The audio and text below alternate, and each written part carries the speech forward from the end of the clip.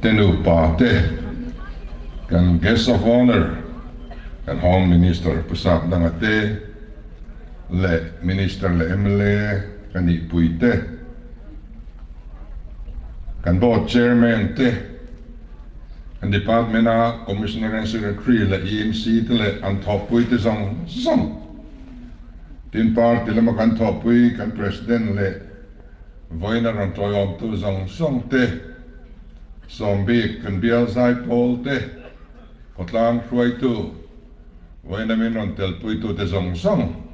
in zabain si mai kabuk sewa hetiang function a hian ma dewa jan de kan ei thin ril tram bak lovin chuwang chuan ril tram de la ka kan ei theinan ngai de wi soi don nia te kan Home Minister hianin ei ni chin khan e a power house tu ka kan zuk tloa e hiram nuai luidung tangai nami kania boruak thiang lim kan zuk thiang lim le swal kan zuk tonga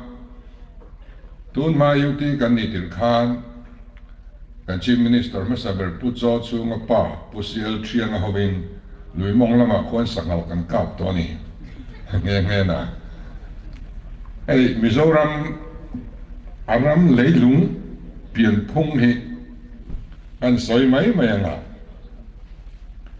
kan rama chuan tlang hi chin le mar hoi zong in thur le ovek ani chumin kara chuan lui om zel ta chu lui chu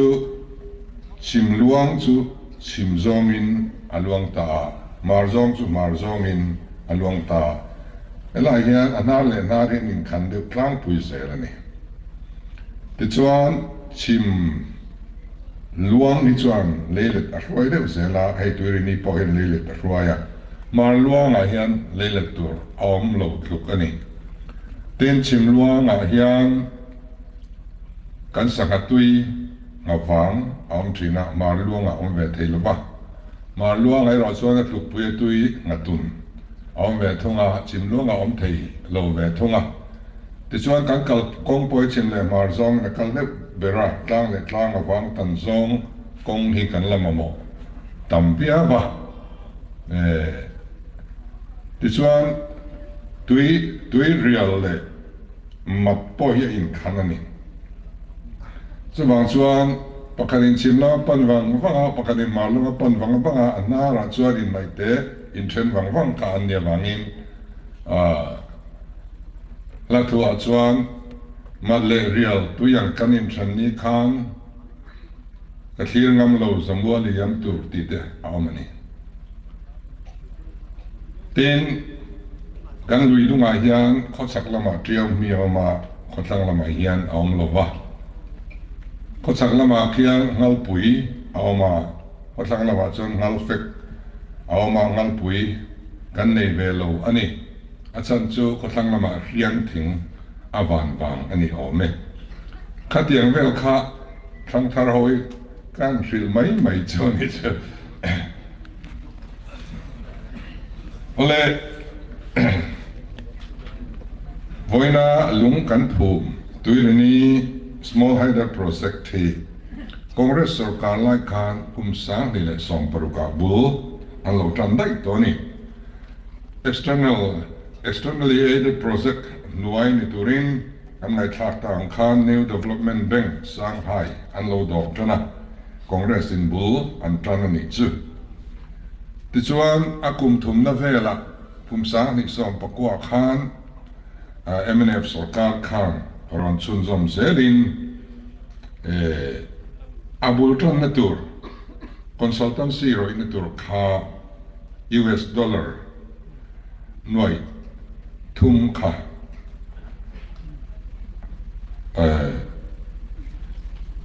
noi thum mi kha ka kha thonin abulton na tur ron peturin and sanson fela MNF sarkar khan a dong ngam tlat lo mai ni chuan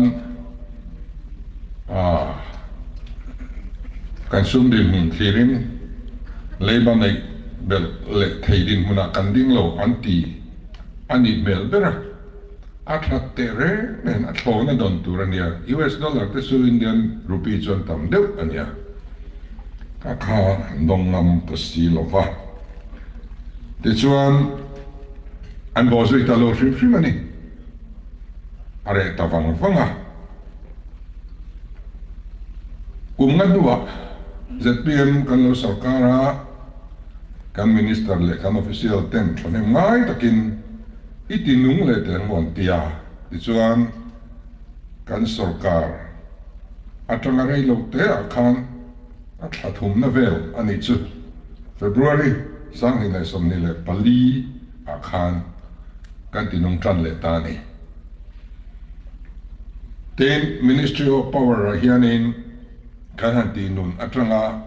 reivak lo akhan sang ni som ni pali September ni som pasaria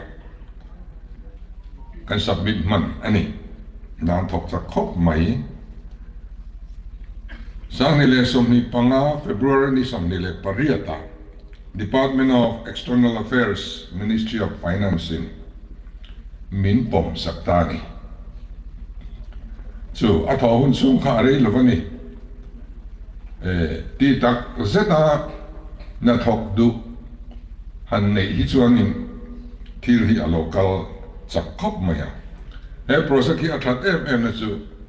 kan sumpuk na tur New Development Bank Shanghai atang hianin apung hi za seng khatle position ni panga chawni an that zia chu ringot po chu puk it omani za seng khatle siki punga poisa puk tur yom seng kanin chu na saviawin kering khatiang te kan lo ngai sak lo thei mai te kha amma kisukati tharle thina chu kumsom panga chunga kumsom pa ko chunga ru turania chu mai cholani lawa Keni rultur ka ni vek lavani. Za som riat ka central sarkar na rulanga. Za som ni te chak kan rultur alani le ta zela.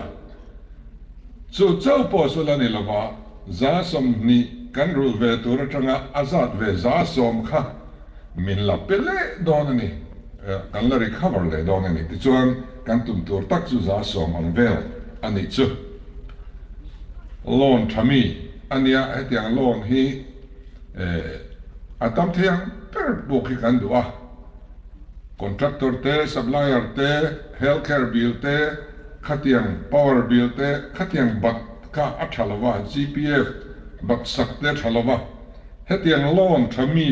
hi chu atam thiang per sarkar hianin buk theila bat theila ti hi sarkar tham dan ani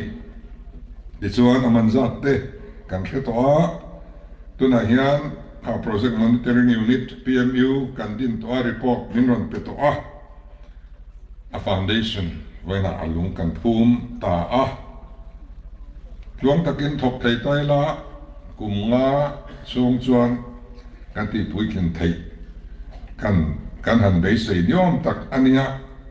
the PM sarkar chung chuanin kan chi mandon lo ni maro chu bozui zel thei turin pathian le mi puiten un tha minla pezui zel tura ngai ila kan power mamo hi apung tuala ei kan sarkar hian industrial and investment policy kan siam thara ama industrial policy fran investment policy franan ne kha afuin country lo wangin mun khata kan duanga so ta chuan kanrama company lian India company ne mo overseas company nemo kanrama investment ron titur tene na hian athone tiam kan nei ni pakana chuan ram athonin kan peng chu kan ti ni panina chuan kong kan sial sakang chu kan tia apathumna chuan tui connection kan peng chu kan tia apalina chuan power connection kan peng chu kan ti ni khang aman mane ro chuan mani na bil chun choi ve tonga atira khang jong som kha low provide vector to money. Chu company lian te hian min beng var sot maya tu na po hian in Chamber of Commerce of India and the CCI hian in Calcutta chief guest turin min soma akal theidon lo khriloba chu nga de chuan kan mu tamber tur chu company lian Mizoram investment ṭhintute an ni don ani khang kha kan lo lak lo chuan kan power consumption kha asang le don ta tinania tin han holding scheme noya kan entrepreneur holding man la ta sup maya thil processing a tunai hian kan thalai ten ma la na se mem toni kan self help group te po hian thil na no hi an siam chuak toni power ngai ani heng hi chuti chung chuan tuna ke ma ni ngei na kan thar chuai chu megawatt som po ala ting tha thum lo ni yuti kan dia tangin kum songa pali mel kan mutwa kum songa le pali chung khan megawatt som po kan thar mu mal lo ni chu kan muan zia chu ta tang khan a hriat ani kainin kum nga kum ru kum som san ka kum sari chowa kum som nga pali chu nga sarkar ma sa te nan thar chu ai tam hi thar chu nga kan tumani chu kan an lo ne em ani then power purchase chung chang a he chu na kina tuna khati khopa in to de lo kan ne wang khan atlang pui chu tua kan official te nan chu na chuanin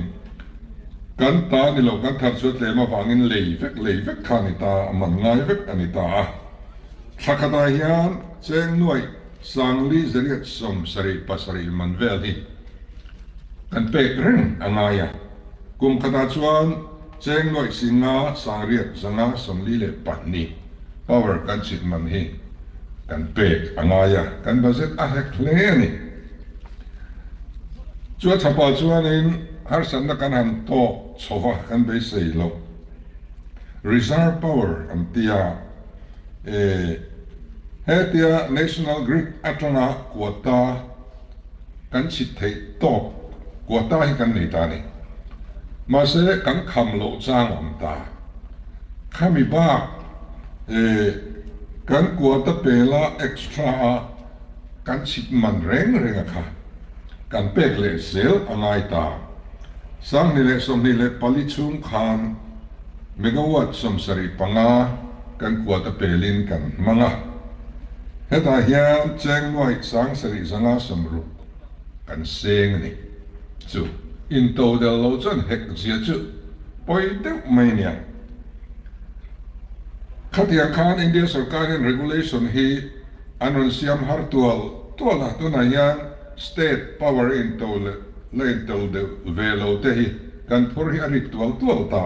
kan tran angai le ni tin tuirial shortfall bill kan be sei mia lo min thing thut boka sarkar ma sai kum nga chung an lo bat king khong chu nuai sin khan le zan ni rul tur kan nei ta thut maya atamania nuai sin chung khachu shortfall bill chunge kan ti chuan tuirial hydel project ina power asiam chuak tur kha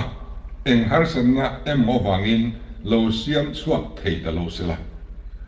asiam chuak thei lo man khamin bil tho ni chu shortfall bil chuni chu tianga power a thar chu lo po a choi zel tur chuan kum sang ni pariat bor vela khan agreement an lo sign to sia ti chuanin khami shortfall bill thar mia lo kan chit mia lo man kha vai bel se sing khat zani an nuai khat zani kan han choi kha ngai ta kai thawk le khata chuan kan petla thei long chu he ti zat chu adik chia chuan kan hun chung mi po ni lo wa kan tia ngai dam kan di ma a power minister Pu Lalduhawma a thang reng ro kho mai kan chunga in thapia ti chuan a installment te in rul don ni min tia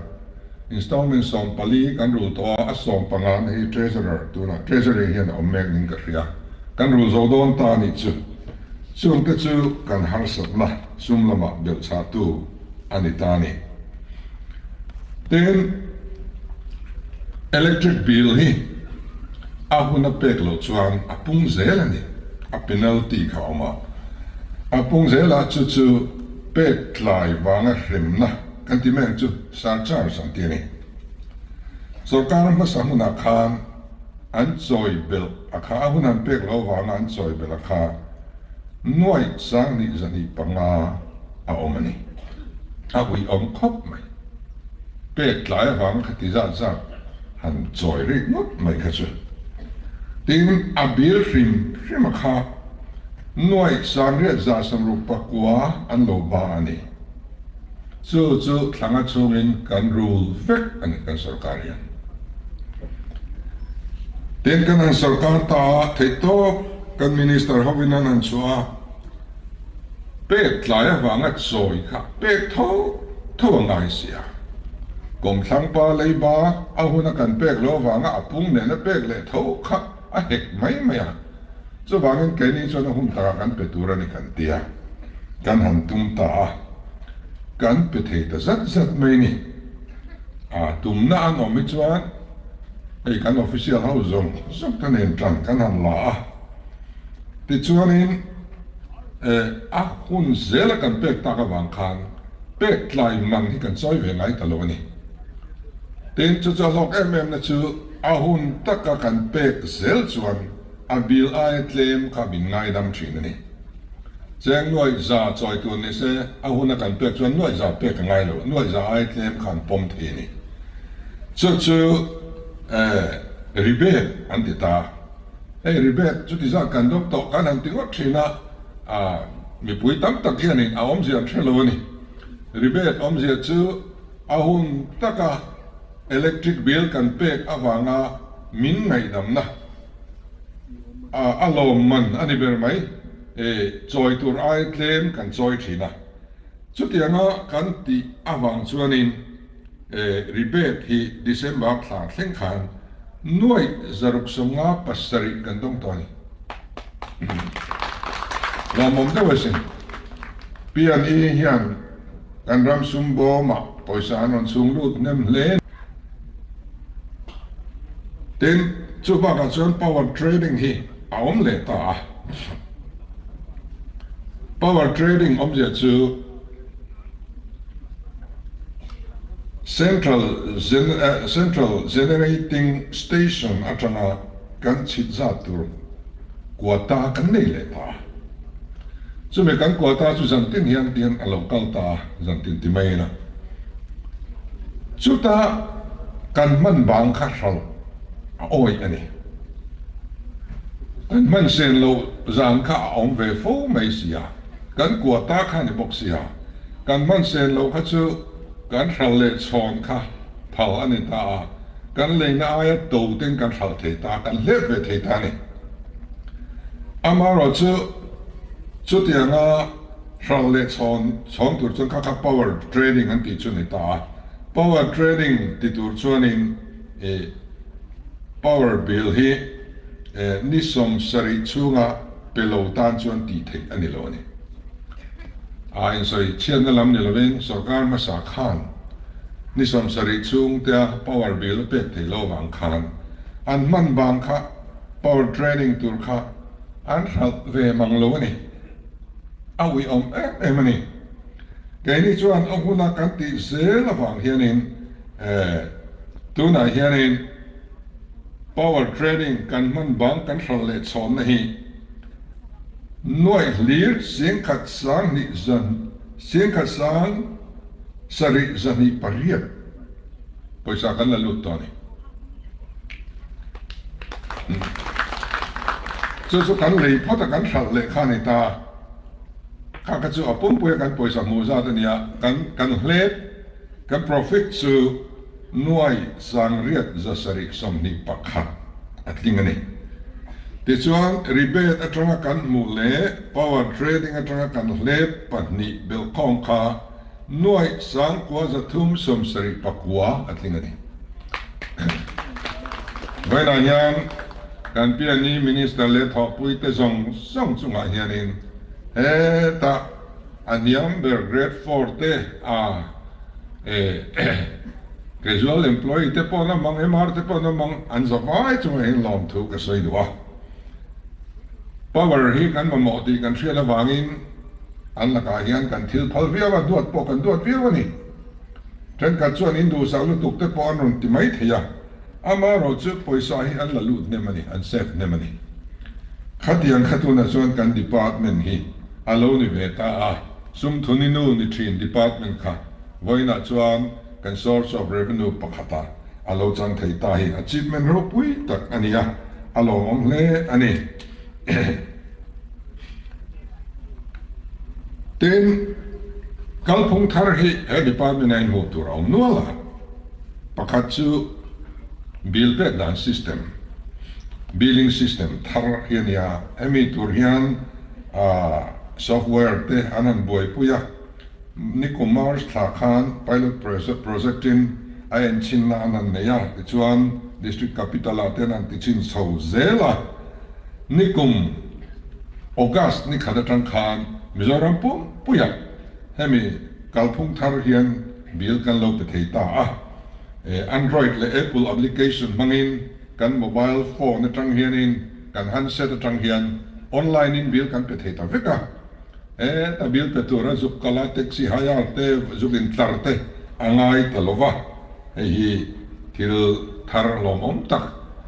department in mi puite olsam na asiam ani ten adang le chuan RDSS smart metering an tia hi tuna kan meter man lai ang nilohi smart meter ron thak so zel tur ania hi department tan po tha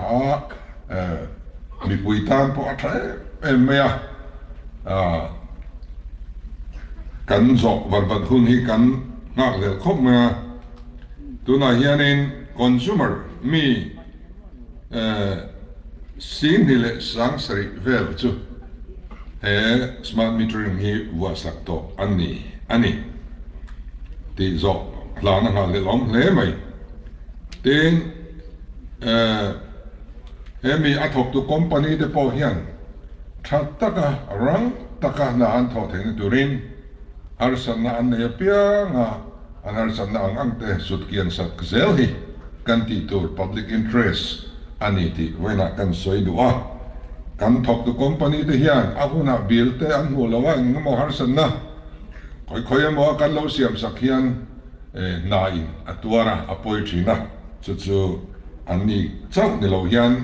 kan department noi kan thok tu te kan contractor ni mo kan supplier mo layan ni mo heng ho hi kan ngai sak that angai ani tin kalphung thar lang kan mo le chu area bunch cable ania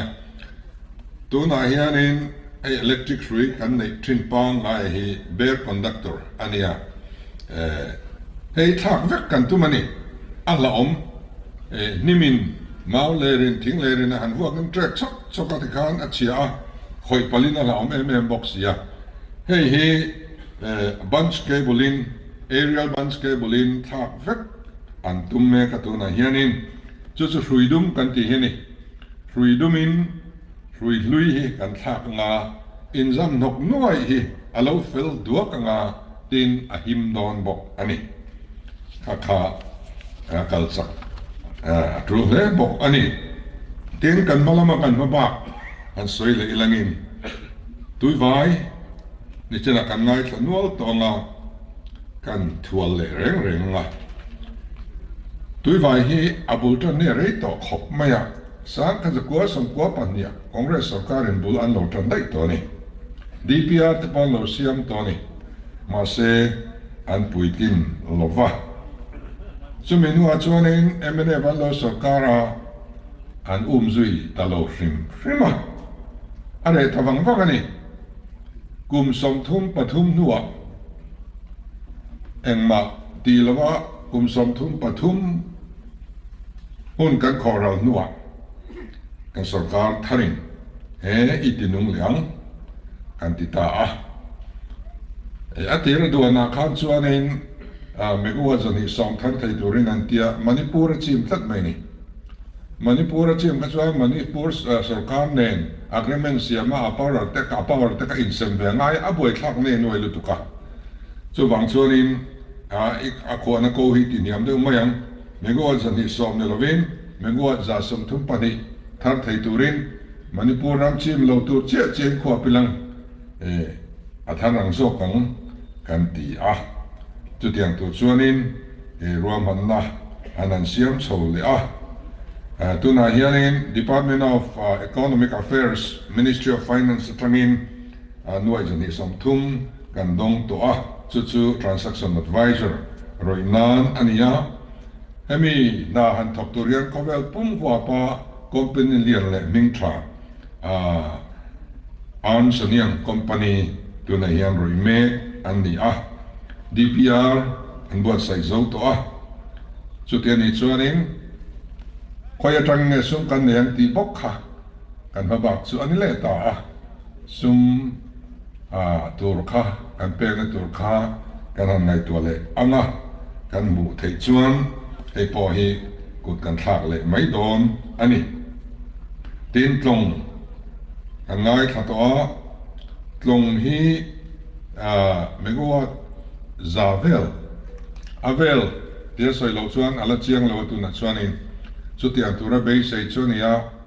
hei hi I estimate hi kan revise ani September kumin September tha hianin kan zo thei be sei ani ti chuanin estimate te kan zo DPR te kan zo fel chuan a ko na tur sum bok kha kan try tu te na ngai to le anga apung tlem lon thachi puk tur te kan frame nge ke mani budget kang hian kum khata hianin Bible se sang khat te vel hi kan da anga ti chuan Bible se kai Bible se sang khat ka ti nuai sang khat vel ngai sang khat te chu kum khata hi kan man tak chuang lo ba voi khata project mo zong an budget da kha ngai lo ba kum khata kan man thei tok tur kha kan da kum le kan da bel leng kha tiang po khan ke mani budget tang po hianin ti thei chin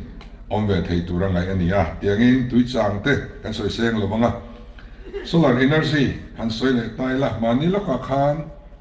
thlahui ni som ni khan then zola megawatt som thar thei tur solar plant kan va honga tin tuna hian sum suya megawatt nga thar tur thome kan ya za som ni an zo to an ni pani hi kan ta liao ani adang ni chu hei mi ta an nia tui rial te po kan lei angai ta sel ani mani then zo la kan va hom te sum suya mi ta hi alo pui kin huna chuan a free ani kan ta liao thonin kan si thei to don ani hei hi a that big em na ani ti chuanin Mizoram Village Council som sari panga vel hian kan khua kan rama solar plant inon siam don chon ram kan pe thei chuan an tia visi som sari panga vel in tu na hian an ram an phal thu anon soi to kan long khop maya chung zinga chuan panga hi an than chin phot ania chumi ta chuan expression of interest ti chuan ani to tamaro chu an chang thadu lo riau maya thok tu lampang hi an interest bak lo loma kan mu don nge don lo hi soya hara tin vankal solar kan thrilar le kan ta ani lova ale ngai tur khani tui lang chia khan vankal solar plant khian enga ti chua lo chuan ati chua lo man kha kan soi ngai tho boi thak je chu kan agreement an lo ni miawa ti chuan transformer achetani transformer hi nikum me thavel atang khan achetana van solar plant kianin power ati chuak to lo ni ati chua lo man kha thlatin noi so an soi ni tat mai na tuna hian noi zathum som riat pasari vel enga ti chua lo man kan soi to ni noi za thum som ret pasari chuan transformer tan tak a thar tha a lei the ni ma se hi kan hriat na ala rei lo wa ke in ka hriat na phei chu la rei lo khop mai na tinga ni kan lo ngoi pui veng veng o ka tia thil hok lo takani thlatin noi chom choi ri mat kha chu wangin nimin pia khan kani in sin na hianin arang thayang pen transformer le tur lo zong sar la in bu vele kan leang iso kan bun thalang kan in tia an zong chang chang dong ani an bu vele kan leanga poisa chu kan pe mayang ti chuanin kan bunanga thlatin eng ti cholo man noi som choi zia kha top tho dong ani hang te chu mun mo nar mo nei chi ani ngoi in ka ria den rooftop solar hi hei warzel kan dua mani in chunga solar kan han man chok tur kan han bo hi tu na hianin mi chung kwa za sarik som ko pakhat vela hianin ti sak an ni to amel khom chuanin megawatt ni point paruk pani a chuak dai to ni tui ko te nau a hen to ni hei hi war tha khop mai manin chunga ti na rem chang nei chuan solar energy hi lo ti langin khata tanga power lo chuak chuna in siam kha heta amen grita khan an thun zom maya meter ranten hua ti chuanin heta pi ani ni department atanga kan bil choi thina kha asutla ta doi mai ni in lo thar nem phei chuan man bang in nei phei chuan sarkar le sak non chu ni chu bang chuan in chunge mo mani compound nai vaya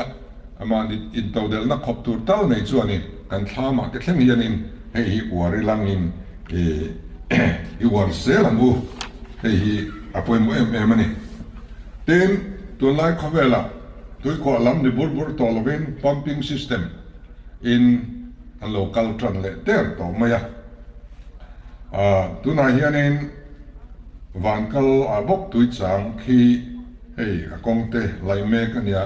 megawatt somnga thar chuak thei turangai ania chu apam chawin ani don ta ni ramati cheve vaklon he yanin hei hi arang theyang pera zo ni silangin priority ron pek chan ni sila sumle pailma po kan harsa chuan hei chu finance sai ron theng zelanga ati dan kong kan lo zong zelanga kum nga chung chuan hei hi thei kan in dei se ni kum nga chunga megawatt somnga kan pe man lo pain rei chuan kan pel karing lo ti chuan heng neu han soi hianin now chu apai tu lo chuan an hring thei lova hring nu apo nu from en kol ai chuan nu takin en kol zui zel kha at fu thina kan project then kha ti chu ti puitling tur chuan kan la sarkar le zel angai mange o ti ta kha riru alo langani ti chuanin kinga te khianin kumnga chung vela megawatt somnga kan thar thei chuanin kum somnga chuak chunga an thar let engma za kan thar don ti na ni ngal ron mai ni power kan in to del vat hiangai brigadier ti sai laman thei to pin alo buai puya amun line ra buaya thil ti thei vak ani lova ni an ni khan tuya bairabi ti khachu pc zong hian ni soi thei veka assembly house po kan pc una de ka fiama kan people te tharau hi chu ri di la kal thina pc tharau hi chu bairabi a kal phot thina te ka rin te an policy an chiang va pc ho kha en ton tlak nin ka ria UPC yang dewe ni UPC boy policy an chiang an turina hiani chiang turani athani ti chuanin kai sarkar tir khan Delhi Power Minister kanzu wa pu manohar kha kainina kan ngai poi mo song kan project kha kan kenga anni khan ngai poi mo kha min lo an lo chop ve buka chung sing an chuan dar zo kai pumping system so an ron chop chuak ta dar zo kai so asami tui pui lui sa chuan mang don lo dar zo kai lui te tui sa tok em pumping a chuan tui tam ngai reng lo ma ti khanin chuna solar mangin an pump chawat langa zana ama in power ngai lamin gravitational lo chuk le chu chuan power siam ta chu alo phor ve thung ta ni kan power minister chuanin hei kan ngai pui mo he thok tu tur po atan po SJVN company kan thang fel diam to nia karon tiranga PowerPoint presentation ron penon chenia tia Mizoram House an local ta kan MP te po ka soma chuan kan ngai thatlanga an minfield dan chuan sami dar zo khotlenga motor kong te so kan lai zau vekanga tuna lei po so kan do thak vekanga khuwa inza ni borvel hi chu ading dong na employment po a generate na sa dong ni tin asira khana khuana kan siamanga dar zo tlanga da khol na kan siamanga kan pam chho mai do na thil ti chelowa a tha tui po kha ngai tlem tui huwa kal ro ti kha thla thenga ngai chawa angai le ngai kha khanin ei rotate don tani chu megawatt sang ni le zali ti chuak thei turania central lam ina an priority an dania wangin kanan soi chonga kan thian thang khaten pudwa hian thu war dewani a khiat sual niang chu tiang om thelo megawatt zali ti na niang min ti saka kan ho tu te poi min soi pui thangam tami lo me da tang sa ma seng hi ka document ang kim kan nia mansana khan parliamentary standing committee ho in minon tlo khan evening dinner le cultural program kan lo nei pui khan PNE ministry atang joint secretary local de ka be fal lok du chen ya ka tia kan soi du na enga tinge khan ti khop khan min nora ti ra khan megawatt sang ni le zali te chu atam maya kan bang seng don lo ro puya atira khan min nor na tereng tu na yan a company yan ma naron ti lo nia heta lo ka lo khan min muwa an re wang ania company hi etiang mai men ni chuanin thap ka du na thok lo tur company ro hi kan state chu ngan ka du ho lo nia ka tia dan chuan a tha na tur chu nang ma nin ron zong ula min tia kenin kan zong mu thei lo wang a chia le tha po kan thelo company lian na ngai bok sia nang ma nin lo ngai tur u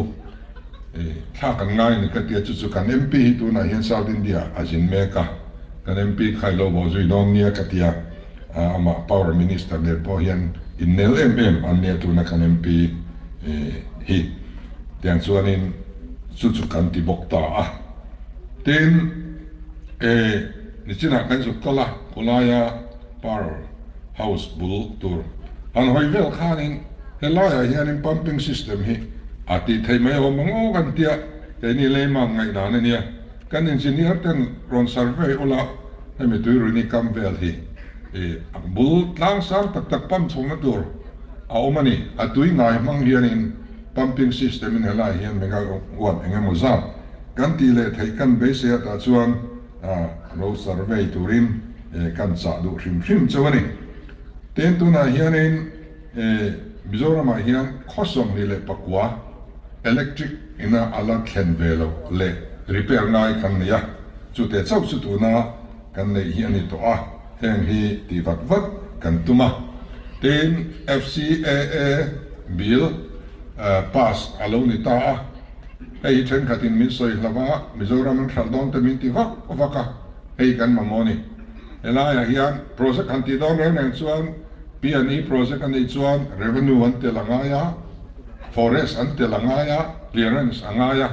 kha kan har sanna lian chin zong song kha tuna chuan state sarkarin in principle approval te kan pek thei to wang thun in sang kan nei ta ka bangin forest clearance chungchanga hian har sanna vak kan nei to lova FCAA lautur anilawa kan ramta na mal som na ro pui tak min thlen tu ani ti kha kan soinon du bok ani ti chuan atom na tan chuanin kan minister chunga hian lom thu kan soi lua ke ni singa chuan power a chuanin a heber le a tui chil ber ni tura po kan ngaya apa pukap sanga dam lai khan an chung kwa hian tui phal lui khi khwa an lo dil to a kati lai sarkar khan phalna an lo pek thelo wanga khwap ta lo chau khan nia ma ni chung kwa power project din in huam ka ngai mai kha minister kan han nei hi halom om kati a lom thu ka soi do a tin kan official te trangkai kha khai han ti chakro o kan han ti reng hi in bo sui wat se la heng sina ka soi ta song kan achievement song kha kan sarkar na thawk te tel lo hian kan ti thei mia lo ni sarkar na thawk ten sarkar ni ru an hria a full cooperation min pek awangin tu ni kan thleng thei a zabai chunga lom thu ka soi non le do a to bera chuan lai tui khoina ngong tu se song le khodang te lai lak te ponianga khodang nang te ponianga heta khotlang roi tu kan vc te kan ngo roi tu te le khotlang mi pui mi meu jong song tui khwa alok tin theina tura kan department thok tu te lo troi ong tu le lo tran pui tu rin ka ngen du chuwa mun than kana chuan compensate awangin sarkar project kan ti buaya kan khera ko ta te kan kala tiang khan kan ram ma son na delay duai zela chu tiang chu hom lo tura kan ngaya en laya thok tu te song in zavaya project apoi kin theina tura thei tok bilo chu apoi turin kan som mok chu ni lo me